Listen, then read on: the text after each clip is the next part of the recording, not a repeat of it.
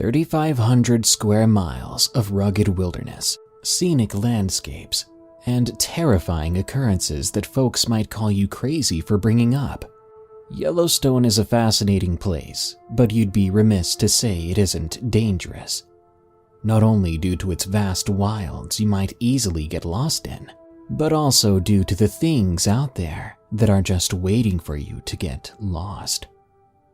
Enjoy these allegedly true and scary stories from Yellowstone National Park, and be sure to send me your scary stories at darkstories.org. Also, follow the Darkness Prevails podcast on Spotify and iTunes if you prefer to listen audio only. Leave us a review on iTunes too to support the show for free. Now, let's begin. Yellowstone Backcountry from Aquilo Northwind. I was a young 18-year-old backcountry guide in Yellowstone back in the late 1970s. As you might imagine, it was a rich front of fun and adventure. For example, there was a frosty September morning when I unzipped my tent to find a 3,000-pound bison grazing less than 10 feet away. Another morning, I played a nerve-wracking game of Ring Around the Rosie with a young bull moose, dodging around willow clumps until I guess he got bored of the prospect of stomping me to death. I still fear moose more than any other wild animal. Another time in Beckler Canyon, I'd eaten my fill of thimbleberries and lounged back in the thick bushes to relax. I was startled awake sometime later to the snuffling and rustling of some massive woodland creature. I lay hidden in the bushes in frozen silence until well after the sounds disappeared. A huge pile of berry-filled scat I found nearby confirmed my close encounter with a grizzly bear. Over the several years I worked in the park, I saw and experienced so many wonderful animals. Megafauna like wolves, bighorn sheep, elk, mule deer, and black bears, to the smaller creatures like marten, coyotes, skunks, porcupines, badgers, and my personal favorite, the pika. Some of these are dangerous. All of them are delightful. There really is nothing cuter than a bouncing baby buffalo. Google it, and you're welcome. This story is about an animal encounter, but not with any of the animals mentioned before. Every week of the short Wyoming summer, I would guide a group of 8 to 10 people on backpacking excursions through various trails of Yellowstone. Usually our outings were 5 or 6 days, and we covered anywhere from 45 to 70 miles in that time. In the wilderness of Yellowstone, this meant that at our midpoint, we might be as much as 35 miles and 3 river crossings from the nearest road or ranger station. Many of the clients were city folk or backpacking novices, so it was quite an ambitious adventure for them. Consequently, they always required a little hand-holding and quite a lot of instruction and encouragement. There were a handful of other guides in our organization, and it was standard practice for us to work in teams.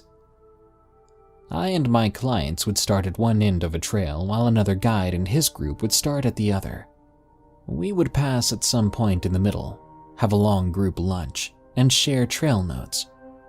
It was always a welcome opportunity to connect with another guide friend. On this particular week, my group had started right at Old Faithful Geyser.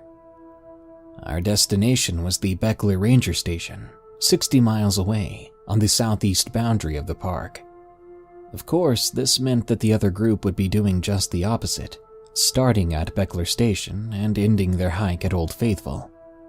In between, both groups would see dozens of astonishingly beautiful waterfalls, cross the Continental Divide a couple of times, enjoy world-class fishing, see some incredible and rarely seen thermal features, and of course, see plenty of animals.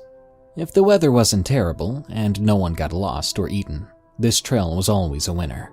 One of my absolute favorites. My group was a cohesive group of fathers and sons who already knew each other. They were great people, but definitely out of their element. They were city dwellers, and they were bargain travelers. None of that is particularly an issue for me. Just an observation. I was worried that a couple of boys were wearing vinyl shoes.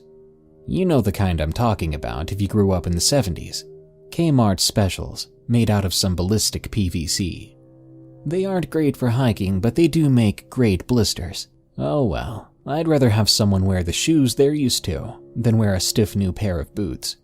When we gathered round for a pack shakedown, it was less than ideal. One of the dads had about 15 pounds of camera gear, huge SLR 35mm and all the extras. Beyond that, there was lots of cotton clothing, some really crappy rain gear, some sketchy aluminum-framed packs, and way too many extras of everything. So basically, the usual. In the 70s, backpacking was different. In a way, it was simpler and purer. Not many people had ultra-light gear back then. Internal frame packs were a rarity. Compact liquid gas stoves were a novelty. In fact, it was almost more common to see army surplus than much specialized backpacking gear. I really wasn't concerned with the group. These guys seemed physically fit and they all had positive attitudes. The weather looked good, and we had pared their pack weight down to respectable levels. It would be a great week. After Old Faithful erupted right on time, we hit the trail. Within minutes, we were surrounded by pines and the traffic noises faded away. The hikers were chattering and horseplaying, but I knew a few miles in the sun would settle everyone down. We stopped at Lone Star Geyser and were lucky to catch another eruption. Not a great one, but a real treat considering that about 99.9% of park visitors will never even know this geyser exists. I prompted everyone to remember to drink. Then we hit the trail again. Our first camp wasn't really very far down the trail, so we arrived early and had plenty of time to cook a good meal, sort out our sleeping gear, and get to know each other. Everyone slept well, and morale was not a problem. The next morning, we climbed the Continental Divide and covered a lot of miles. There were the typical blisters, a few grouchy moments, and our first moose sighting. We lunched at Shoshone Geyser Basin, and I was gratified at the group's collective amazement at the place. A few of us swam in Shoshone Lake. Then we hiked on to camp number 2. The third day, we hiked downhill into the head of Beckler Canyon. The next 2 days would be a highlight. Shady trails, scads of massive waterfalls, and wild berries and great fishing. After setting up our camp that evening, we hiked a mile back up the canyon to one of the few spots in Yellowstone where it's legal, or even advisable, to soak in natural thermal springs. The boys hurried ahead and apparently surprised a skinny-dipping couple. As the poor woman scrambled to put on her swimsuit, the boys gallantly turned their backs, but not before getting an eyeful. Later in the week, I overheard one of the boys telling another in whispered awe of how beautiful the young lady was. Ah, puberty. Day 4 was the midpoint. On this day, we would meet the other group of hikers, headed the other way. If we timed it right, like we usually did, maybe we could meet by one of the major falls for a scenic lunch. Oddly, we passed both Iris and Colonnade Falls, with no sight of the other party. I began to dread that they might have met with some emergency and been delayed. In the backcountry, emergencies are amplified by distance and communications, especially in the 70s when, of course, there were no cell phones. On a previous trip, a client had a simple asthma attack, which would have been almost inconsequential in normal conditions. But at high altitude, with limited medication, the man had nearly died of hypoxia. So I was already on edge when we finally caught our first glimpse of the other group. It was already late in the day and they were still miles from their next scheduled camp. It only got weirder after that. As the group came near, I noticed the guide, my friend Mike, was hiking out in front. This is unusual, as the guide usually rides drag, or maybe somewhere in the middle. Clients love to be in front. And instead of the group being spread out a bit on the trail, which naturally occurs, the entire group could have been contained inside the length of a school bus. It looked so wrong. As they got closer, it was obvious that everyone in the party was quiet and subdued. In fact, they looked positively grim. I ran a quick inventory of what the heck might be going on. Had they had some sort of argument or fight? Had the crew mutinied on the guide? Had their group lost someone? Had someone been injured? In any case, the guide, Mike, and his whole group were somehow stressed or mad or something. Consequently, I held back in approaching my friend. So rather than stepping forward to meet him, like I would ordinarily do, I held back. I would let Mike come to me when he felt like it. In any case, I called pack break for my crew, and they all shrugged off their packs, starting to rummage for lunch and organizing water refills. They were a great crew, and now they were practically running themselves. By now, Mike's crew had hiked past most of my guys, and he was drawing even with me, as I was sitting on a downed tree about 2 meters off the trail. Mike and his group were all still in that bizarre tight formation, so much closer together than people naturally hike. It was confusing the heck out of me. It was about that point when I began to think that Mike was going to hike right past me, without even acknowledging me. What in the world was going on? My curiosity and alarm got the better of me, so I spoke up. I kept it short, because I could see he was really stressed about something. I just said something simple like, "Hey Mike, everything okay?" Without skipping a beat, he turned and said quizzically, "Do I know you?" I was stunned and confused by his weird response. I was about to stammer back some reply when he said, "Oh, right. We met on this trail last year."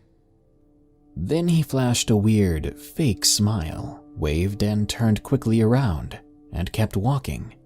It happened so fast that he was 20 yards up the path by the time I gathered my wits. Obviously, he didn't want to talk to me, but why? I watched him to see if he gave any other clue. Nothing. I then scanned his small party to see what that could tell me. Nothing. At first. As they hiked around the bend and began to disappear into the trees, I noticed that one of the hikers had only a small day pack. What? And another hiker had no pack at all. I had almost missed it, as they were hiking so closely together. I was stumped. I was dumbfounded. Why didn't those guys have gear? Why wouldn't Mike acknowledge me? I thought for a moment to run after them, but what would I do? I didn't even know what was going on. It all seemed almost unreal as I watched my guys casually passing around food and filling canteens. They were subdued and quiet as well. I had told them we would have lunch together with Mike's crew when we found them. We had delayed lunch by nearly 2 hours. They wondered what was going on too. Eventually, one of the dads asked me if he could help. I told him about the weird exchange between me and Mike and then about the 2 hikers with no gear. As we talked about it, I guess a few theories started to crystallize. It struck me like a slap that Mike was somehow under duress. I felt a hollow sense of brief panic and almost took off running after him. But what would I do? I still didn't really know anything. If Mike truly was in trouble, the last thing I wanted to do was make it worse. As I and the other adult continued to desperately puzzle over the situation, we heard the thubbing of a helicopter in the distance. The copter flew overhead at fairly high altitude. I doubted it could even see us. I wondered if it was constrained by the high walls of the canyon or if it was just trying to be careful. By now, I felt fairly sure that it had something to do with Mike's crew. I didn't know if we should try to signal the helicopter or if that would just cause confusion. In any case, I knew the helicopter would be unable to touch down anywhere around us, as the canyon is dense with old-growth trees and steep rocky walls for miles. In a moment, the helicopter was past us, and it was all a moot issue. Still at a loss for what to do, and kind of out of a dumb sense of duty and normalcy, I just ended up calling the end of pack break, and we got back on the trail. In 2 miles, we were out of the canyon and on the edge of Beckler Meadows. a massive flat grassland that stretches for miles. We found our campsite and set up camp. Sick with worry and still miles away from Beckler Ranger Station, I was doing a lot of anxious mental hand-wringing. I was torn between hiking out overnight to get help at the ranger station or hiking back up the canyon to help Mike myself. I was reticent to leave my crew in any case. I was honestly scared and confused. Before I could belabor the issue much longer, we saw 2 riders on horseback on the far edge of the meadow. They were covering ground fast. In a matter of minutes, they were at our camp. When I saw them up close, I didn't know whether to feel relieved or more worried. They were 2 park rangers, armed, and both had rifles in their saddle scabbards. Before I could say anything, the rangers simply told us to pack up and head south. When I asked why, they told me they had fugitives in the area, and we were to abort our trip plans.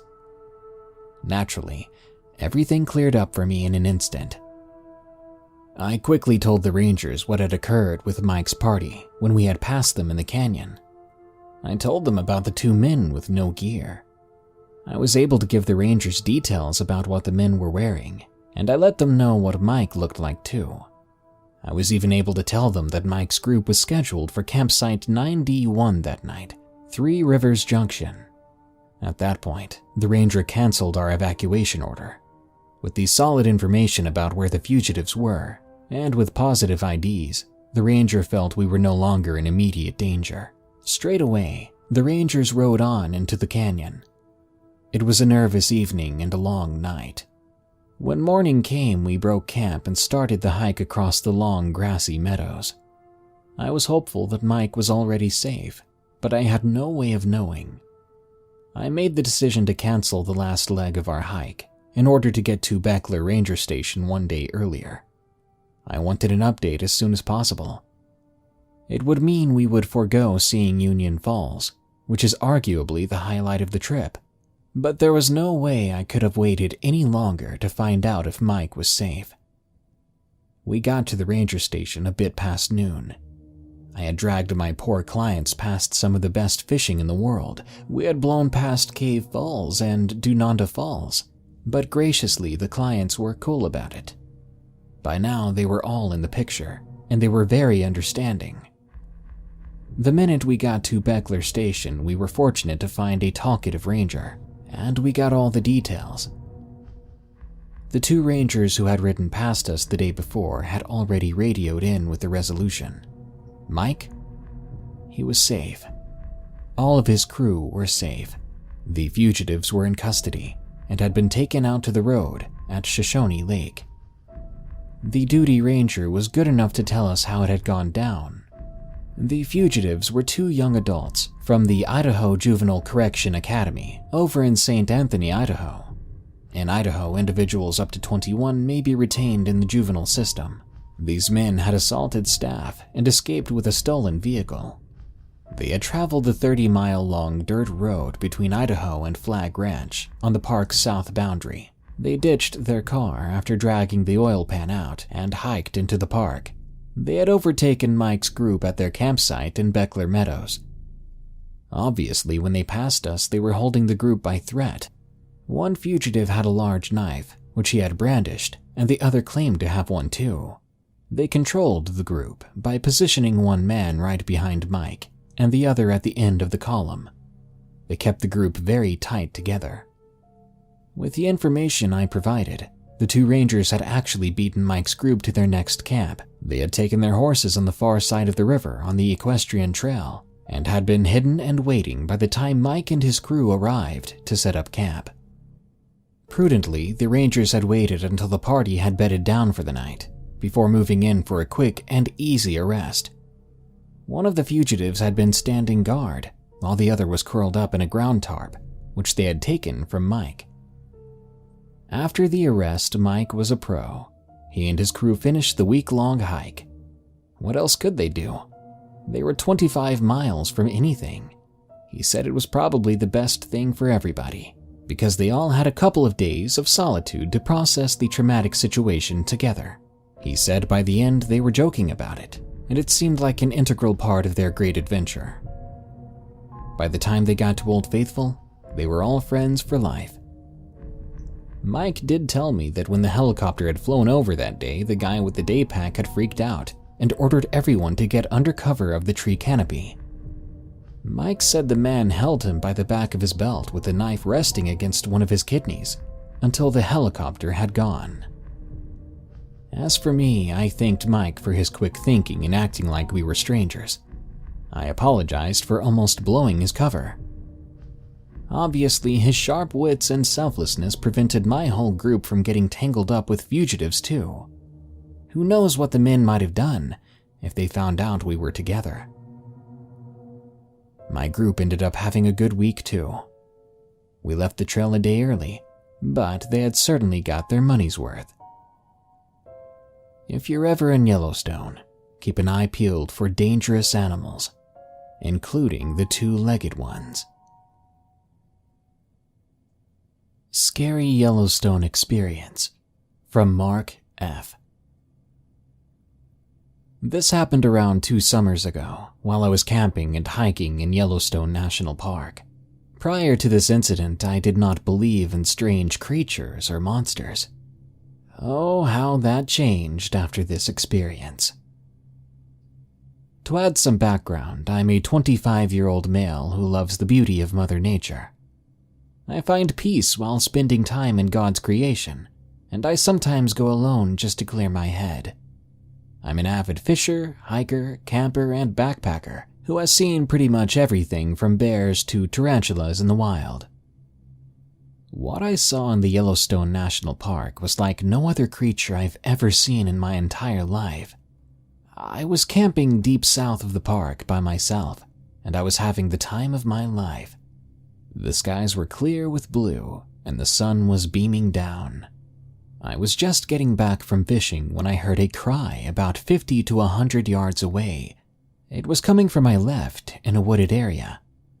The noise sounded like a painful, elongated yelp, with the sound dying out slowly at the end. The cry sounded female, which was strange because I was very isolated from others, and I hadn't seen anyone the entire trip. I wasn't really scared at first, but I was definitely cautious of the sound. Instead of calling out the cliché, "Hello?" I decided to stay silent, as it's best not to attract whoever that was to my location. They could be dangerous or crazy, for all I knew. Plus, I did have my handgun and Remington shotgun, so I was ready if anyone tried to harm me in any way. Now, I'm a pretty laid-back guy, but when stuff gets serious, I'm always alert and prepared. I decided to get my fish into the cooler and go on with preparing my meal for the night as sundown was quickly approaching. I understand that some listening are wondering why I didn't hightail it out of there after hearing that noise. To be fair, it wasn't a big deal to me at the time. I honestly chalked it up to being an animal, and I understood that I was deep in nature. I mean, weird sounds happen all the time in the woods. However, if it was a person making the noise, why would I let them ruin this experience for me? I drove 6 hours and hiked for 3 to get to this spot, and I'm not packing it up just because some loser is trying to ruin my fun. If they wanted trouble, they would get trouble. I'm a fair, honest, and kind man, but you don't want to meet me in the dark. The sun went down and no other noises persisted around my campsite at all. I ate my meal and stargazed for around half an hour, thinking about my dad. He just passed away from brain cancer, and I was still grieving the loss of him. He had been on my mind a lot, and his death was the entire reason I came out to the forest. I wanted to clear my head. I wanted to find peace in his death, knowing that he didn't have to struggle anymore. At this point, it was pitch black, and I was so exhausted I went in my tent to crash after a long day. I hit the hay around 11:30. I had this awful nightmare where I was sitting in an unfamiliar room with my father. He was just staring at me with an angry look on his face. I asked him if he was okay, and why he looked so mad at me, but he never responded to any of my questions. Instead, every time I spoke, he would interrupt me by opening his mouth and a loud metallic banging sound came out. It wasn't a noise a human could make at all. Every time I spoke, the noise got louder and louder, and I started to panic in the dream. And for some reason, I could not move. This metallic noise was so loud, it was driving me crazy. Finally, my father ran at me with the noise at peak decibel levels, and I woke up in a cold sweat. I was absolutely relieved that it was only a dream, but I wondered the meaning of it. My thought process was cut short when I heard that same metallic noise outside my tent. I couldn't believe my ears. Could I still be dreaming? The noise happened again and I realized I was more awake than ever. Someone was out there messing with my stuff, and that made me mad. I grabbed my shotgun and I burst from my tent as fast as I could to find nothing. Absolutely nothing. I turned on my flashlight on the shotgun. I beamed it around everywhere, but to my surprise, I didn't see anyone. I looked over the ground and found my thermos beaten in and bent. That must have been where the metallic noise was coming from, but who in God's name would be doing this to me all the way out here? I looked at my watch and the time was around 2 in the morning.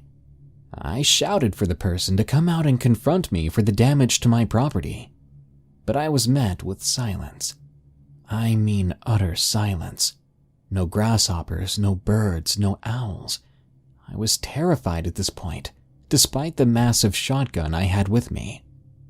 Could there be multiple people doing this? Could this be an animal? Is this a prank? I finally heard a loud thump around 15 feet behind me. I turned quickly, and I saw it.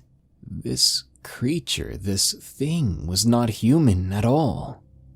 The moment I saw it, I even questioned my own faith.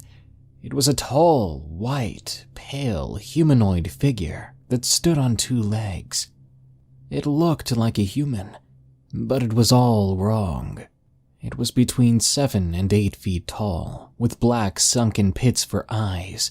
Its eyes had no emotion, no pupils, but I felt it staring into my soul.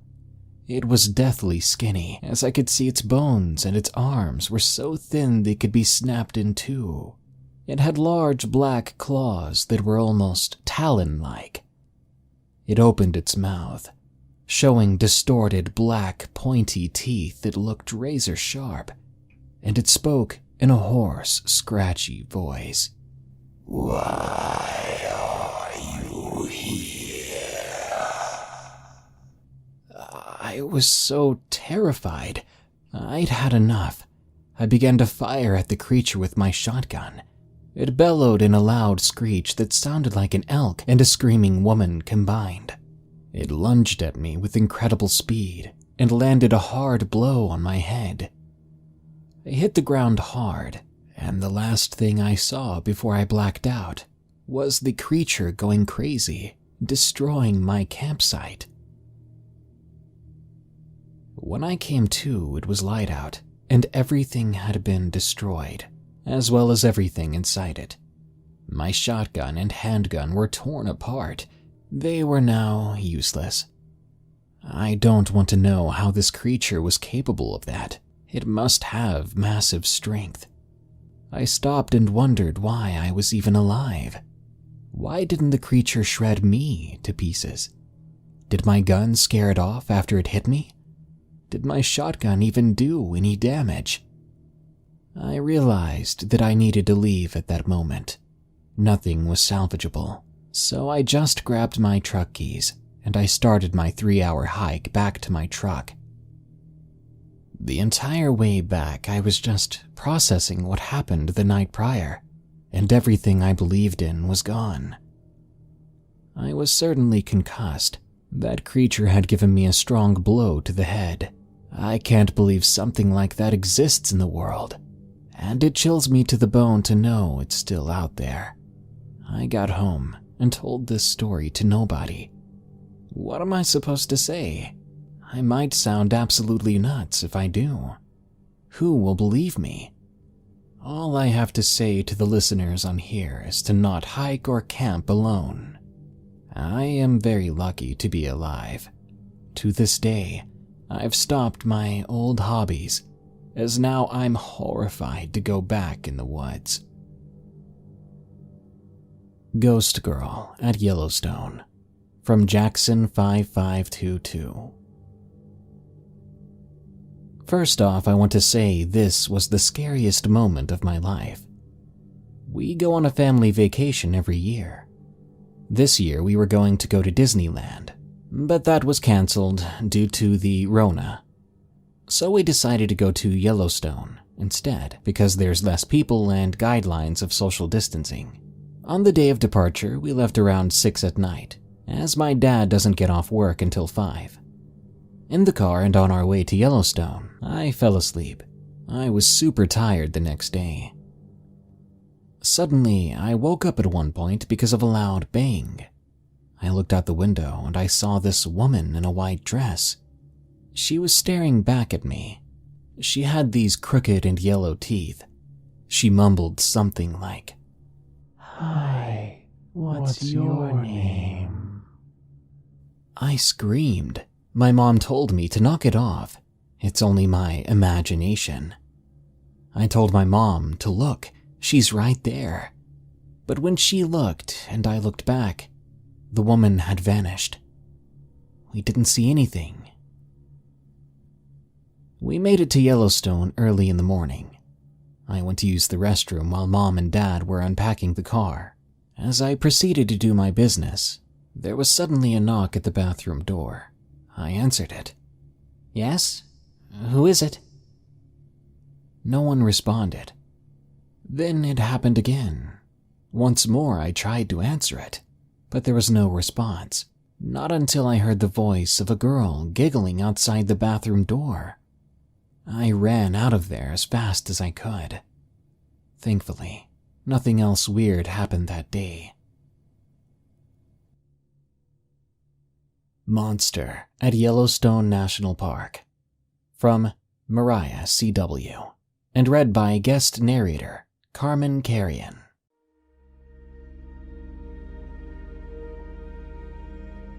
I never thought my mom's chain-smoking habit could land us in so much trouble. She entered us both into a contest to win a 3-day stay at the Marlboro Ranch in Montana. I ended up being the one winning despite being a non-smoker. There were 50 winners, and each could bring one guest, so there were 100 people in total that went on the trip. It was my first time flying and will probably be my only time. I had to take my anxiety medication to even feel somewhat normal. We landed at the Bozeman Airport, and from there we were shuttled to the ranch. The little town we stayed in resembled a saloon setting, complete with Western decor. We stayed in the room Aspen, which was actually nicer than the other rooms. It had a living room for some reason and was larger than the other rooms. I'm honestly not sure why we got the nice one. When we arrived, all of the gear that we would need for the activities they had laid out was sitting on our beds. There was stuff for mountain biking, horseback riding, and I think even rock climbing. This was shaping up to be an incredible experience.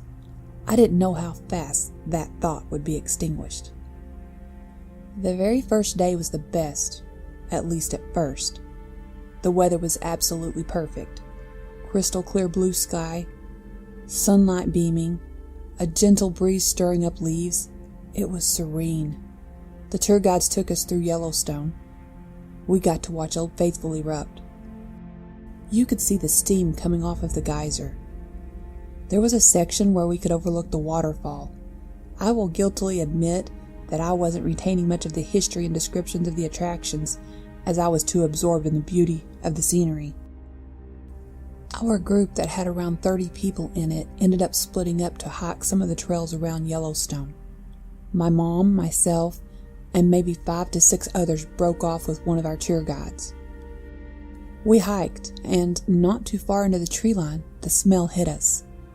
I'd imagine if you took a dead mouse, a pack of meat you left in the fridge for a year, a decomposing body, and mixed them all up in a blender, you'd get the smell that was assaulting us.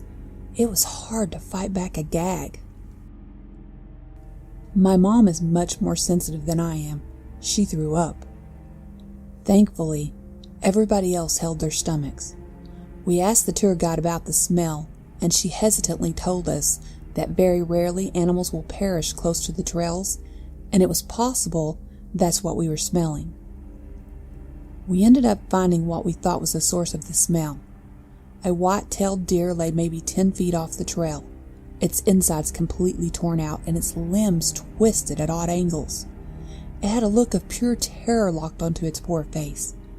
My mom threw up again.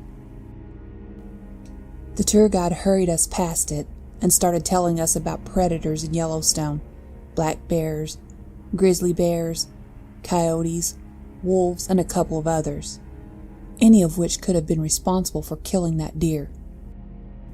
The tour guide took us quickly through the remainder of our hike, and my mom and I were shuttled back to our room.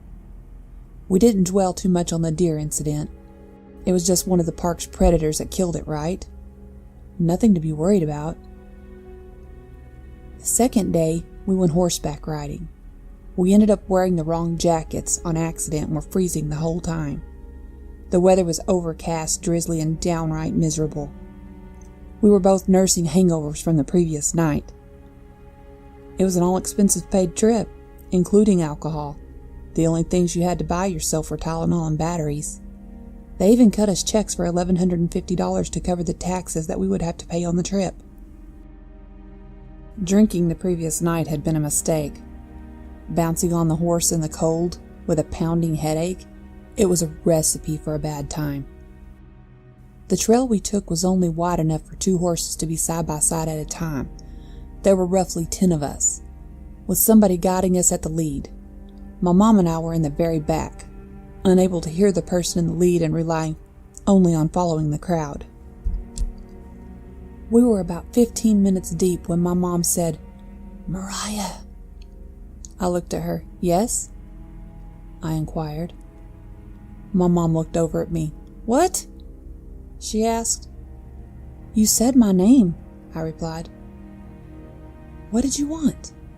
"I didn't say your name," she said, rolling her eyes at me. She was in a pissy mood, so I didn't push her. Somebody had said my name, and I didn't reckon it was the person at the lead that I couldn't hear. Who said it? Was my mom just messing with me? I heard it again after not even 2 minutes.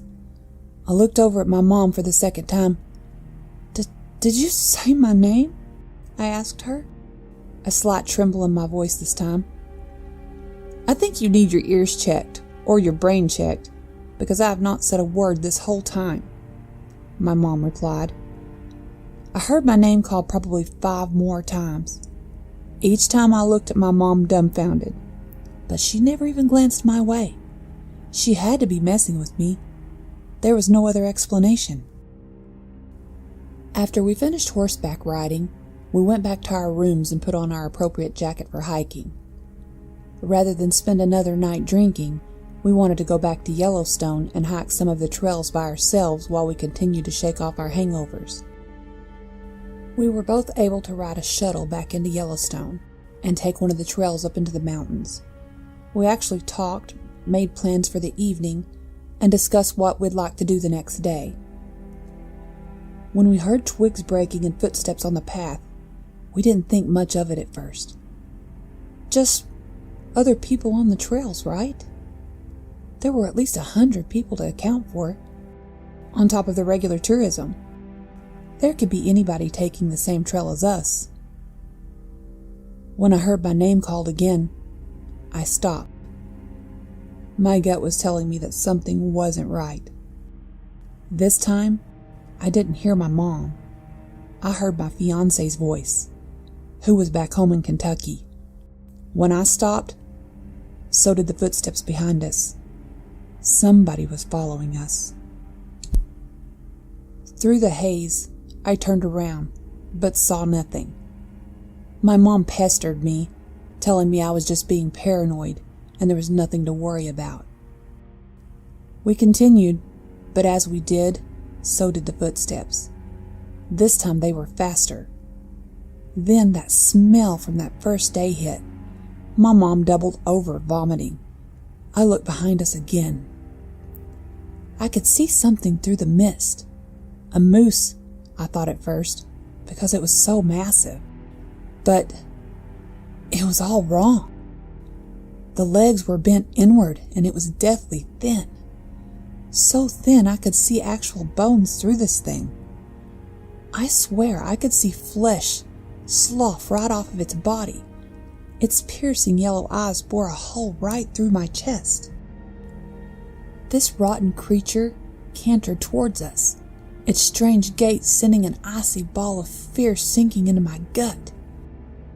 I always thought that when people say they froze out of fear, they were willfully staying that way or were exaggerating. Not true. When I say froze, I was glued to my spot.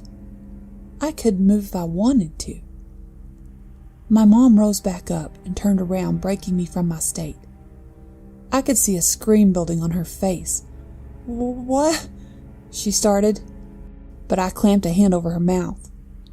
We stared at the creature and it stared back. I almost soiled myself, I was so scared. Voices erupted from in front of us, behind the creature, jolting us out of the stare down. I think the noise frightened it, because it ran away, disappearing into the trees.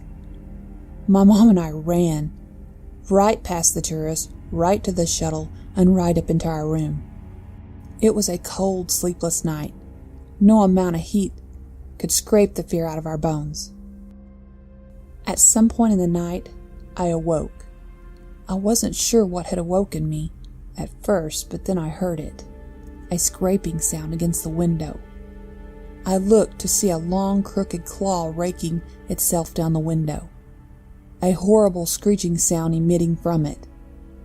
I glanced over at my mom, who was fast asleep. I pulled the covers over my head, tendrils of fear licking their way through my limbs, leaving me in its gut-wrenching grip. I couldn't fall back asleep. I laid and listened to the scraping sound for hours, until eventually the sun began to rise and the sound dissipated. When my mom awoke, I went to the window looking out.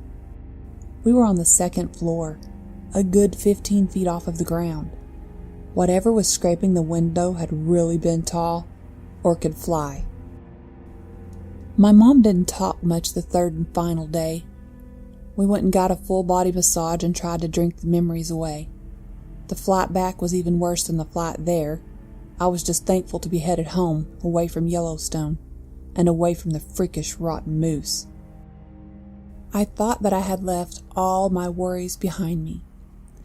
That was until I awoke in the middle of the night in the perceived safety of my own bed. The scraping sound was back. A wave of fear and nausea rolled over me as I tried to write it off as a branch, or something natural hitting my window. I glanced up, only to find myself staring into the bright yellow eye. I could almost make out a smirk on its disgusting, rotting face. "You're mine," it murmured, in a deep, gravelly, distorted voice that sounded worse than the nails on a chalkboard. My ears rang, and once again, fear took over and ate away at my stomach. The creature continued raking its claws against my window like a cat playing with a mouse before it kills it. Panic bubbled in my throat. I got up, grabbing my blanket and pillow and taking it to the couch. The following morning I said nothing, but the dark circles under my mom's eyes tell me she had her own demons pursuing her last night.